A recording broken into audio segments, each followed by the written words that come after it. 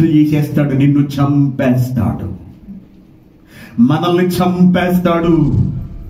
దేవుడు మనకిచ్చిన ఆయుష్కాలమునకు ముందుగానే నీ వలన ఫలితం కనిపించకపోతే, నీ వలన ప్రయోజనం ఫలము లేకపోతే, నీ వలన ఉపయోగం లేకపోతే, నీ పాపాలు పెరిగిపోతే, నీ బ్రతుకు అసహ్యంగా మారిపోతే, నీ బ్రతుకు పట్ల దేవుడు విరక్తిని పెంచుకుంటే, నువ్వు నాకు అవసరం లేదని దేవుడు కనిపిస్తే, నువ్వు బ్రతికుండడం దండగని దేవుడు భావిస్తే, నిన్ను అర్ధాంతరంగా తుంచేస్తాడు,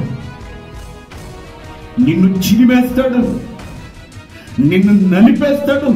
నీకింకా కాలం ఉండగానే నీ కాలాన్ని ముగించేస్తాడు. ఎంత భయంకరంగా ఉందో సార్. అక్కడ ఏమన్నాడు?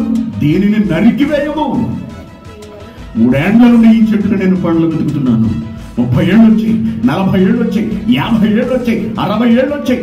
ఏమి ఉపయోగపడుతున్నాం మనం దేవునికి పుట్టించిన వానికి? ఏమిటి మనం